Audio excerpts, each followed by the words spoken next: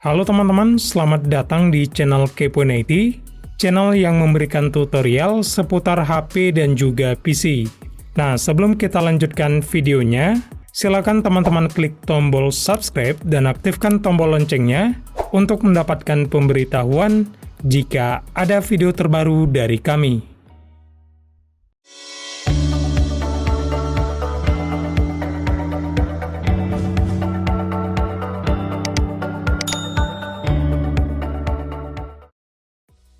Nah, pada video kali ini saya akan memberikan tutorial cara setting atau mengatur SSH key pada VPS. Nah, jadi kita akan coba bahas secara lengkap, mulai dari proses pembelian VPS, kemudian membuat dan menambahkan SSH key pada VPS, lalu cara menggunakan aplikasi putih untuk generate SSH key maupun melakukan remote server VPS. Oke, pertama-tama saya akan membeli VPS dulu di bisnetgeo.com. Nah, mungkin teman-teman bertanya kenapa di Bisnetgeo? Nah, karena menurut saya pribadi, layanan yang disediakan oleh Bisnetgeo merupakan layanan yang terbaik. Mulai dari kecepatan, keamanan, kenyamanan, harga yang terjangkau, bahkan perusahaan besar seperti Gojek menggunakan layanan dari Bisnetgeo. Apalagi VPS yang ada di Bisnetgeo sudah menggunakan penyimpanan SSD. Jadi untuk segi kecepatan tidak perlu diragukan lagi. Nah, buat teman-teman yang ingin membeli hosting, VPS atau layanan lain, silakan gunakan link yang ada di deskripsi. Oke, saya akan masuk dulu ke dashboard akun Bisnetgeo. Jika teman-teman belum punya akun, silakan dibuat dulu dengan cara klik Go to Portal, kemudian klik Register Here. Lalu teman-teman ikuti saja instruksi yang muncul. Nah, di sini saya akan login dulu ke akun. Oke, setelah masuk ke dashboard Bisnetgeo, kemudian untuk membeli VPS, kita buka dulu menu komputer, lalu kita pilih yang Neolite. Nah, selanjutnya kita klik Create New. Oke, kita berikan nama dulu untuk VPS ini. Nah, di sini saya akan berikan nama Kepoin IT. Kemudian kita pilih regionnya. Nah, jadi kita pilih yang West Java. Jadi kita akan gunakan server Indonesia. Kemudian kita pilih jenis VPS-nya. Nah, saya akan pilih yang XS 1.1. Nah, jadi saya akan mendapatkan VPS dengan 1 CPU, 1 GB RAM, 60 GB penyimpanan, dan 1 IP address. Nah, di sini ada banyak pilihan ya, dengan spek VPS yang beragam. Jadi silakan disesuaikan saja dengan kebutuhan masing-masing. Nah, untuk di bagian tagihannya, saya akan pilih yang bulanan.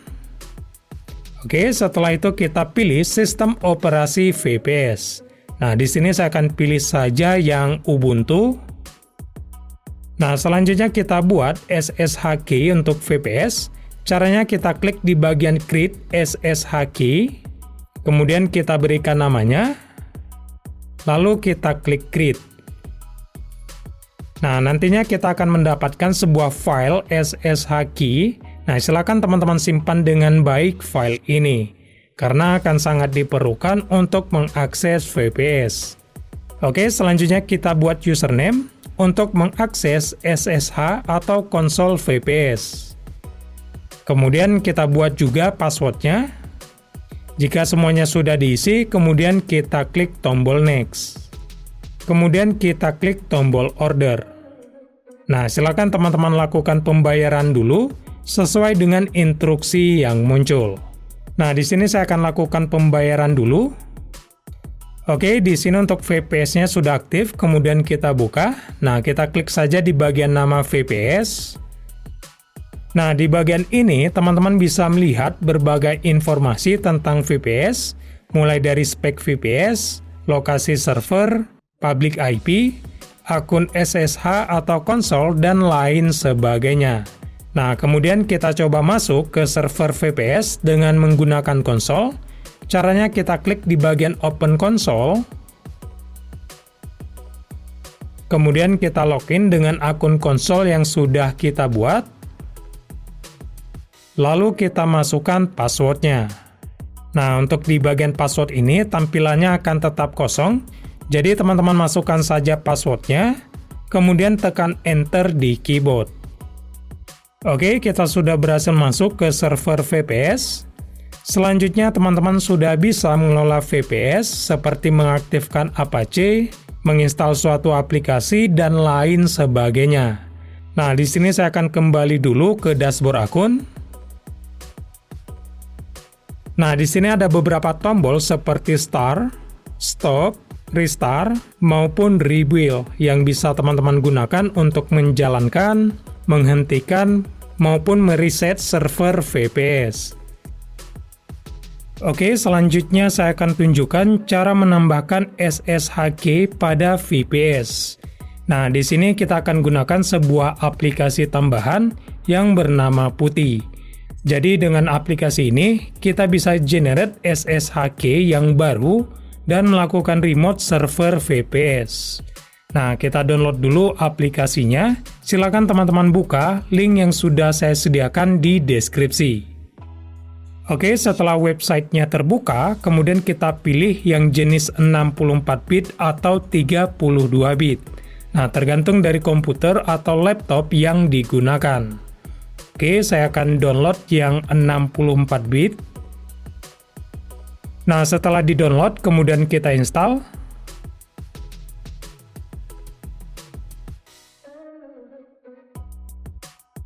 Oke, sudah terinstall. Selanjutnya kita gunakan kolom pencarian di Windows untuk mencari aplikasi PuttyGain. Nah, kegunaan dari aplikasi ini untuk membuat SSH yang baru. Jika sudah ditemukan, kemudian kita buka. Nah, untuk tahap selanjutnya kita klik tombol Generate. Nah, saat proses Generate berjalan, silakan teman-teman goyangkan mouse di bagian ini hingga prosesnya selesai. Nah, setelah prosesnya selesai, kemudian kita simpan private key-nya. Kita klik saja di bagian Save Private Key. Lalu kita pilih Yes. Kemudian kita pilih lokasi penyimpanan file. Nah, selanjutnya kita berikan nama untuk file ini. Dan jangan lupa teman-teman simpan file ini dengan baik, karena akan digunakan untuk mengakses server VPS. Oke, selanjutnya kita salin public key yang ada di bagian ini, dan pastikan tidak tertinggal satu huruf pun. Nah, jika sudah, kemudian kita buka dashboard VPS. Lalu kita buka menu SSH key. Nah, di sini teman-teman bisa lihat sudah ada SSH key yang kita buat saat proses pembelian VPS. Jadi kita tambahkan yang baru untuk alternatifnya. Nah, kita klik saja di bagian Add SSH key. Kita buat namanya dulu. Kemudian kita tempelkan public key yang sudah disalin dari aplikasi PuttyGain. Nah, setelah itu kita klik tombol Add. Oke, dan sekarang kita sudah berhasil menambahkan SSH key yang baru pada VPS. Tapi prosesnya belum selesai karena untuk melakukan remote VPS, ada beberapa pengaturan lagi yang harus dilakukan. Nah, kita klik dulu di bagian New Light. Kemudian kita klik nama VPS-nya. Lalu kita klik di bagian Open Console. Nah, di sini kita login lagi dengan menggunakan akun konsol. Oke, jika sudah masuk ke bagian konsol, kemudian kita jalankan perintah sudo nano garis miring etc garis miring ssh garis miring sshd garis bawah config. Nah, untuk tulisannya seperti ini, kemudian kita tekan enter. Oke, setelah itu kita gulir ke bagian bawah. Nah, teman-teman cari saja tulisan password authentication. Nah, jika sudah ditemukan, kemudian kita ubah statusnya dari no menjadi yes. Nah, kita hapus dulu. Kemudian kita ketikkan yes.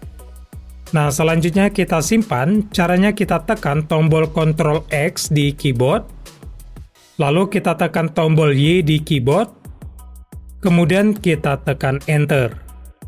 Oke, dan sekarang untuk pengaturannya sudah selesai. Teman-teman sudah bisa menggunakan aplikasi pihak ketiga untuk melakukan remote server VPS. Nah, contohnya seperti aplikasi Putih yang sudah kita install sebelumnya. Nah, di sini saya akan coba buka dulu. Oke, kita masukkan alamat IP VPS. Untuk di bagian port, kita gunakan 22. Oke, di sini saya akan menggunakan SSH key yang kita dapatkan dari BiznetGeo. Jadi, kita convert dulu format filenya agar bisa dibaca oleh aplikasi Putih. Nah, caranya kita buka dulu aplikasi Putigen. Kemudian kita klik load.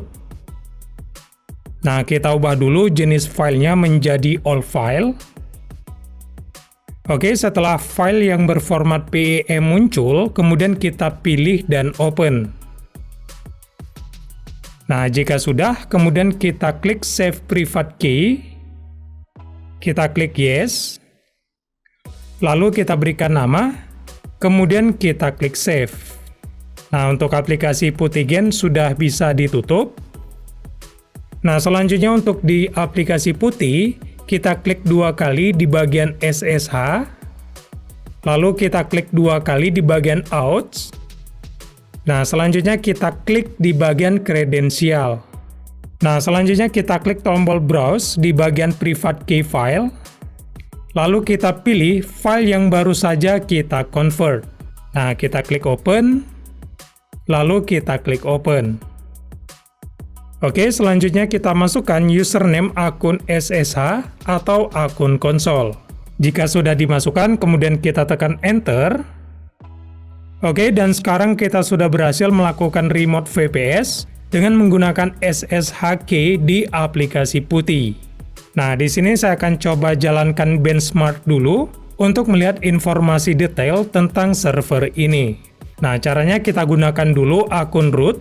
Jadi kita jalankan perintah sudo su, lalu kita jalankan perintah wami, kemudian kita jalankan perintah untuk melakukan benchmark. Nah, teman-teman ketikkan saja seperti ini. Jika sudah diketikkan, kemudian kita tekan Enter. Nah, di bagian ini teman-teman bisa melihat berbagai informasi tentang server VPS yang digunakan. Mulai dari sisa penyimpanan yang digunakan, RAM, kecepatan internet, lokasi server, jenis OS, dan lain sebagainya. Nah, silakan teman-teman tunggu hingga prosesnya selesai. Oke, mungkin sekian video kali ini, semoga bermanfaat. Jika teman-teman suka, silakan like. Kalau nggak suka, dislike aja nggak apa-apa. Saya Dika dari channel Kepoin IT, sampai jumpa di video selanjutnya.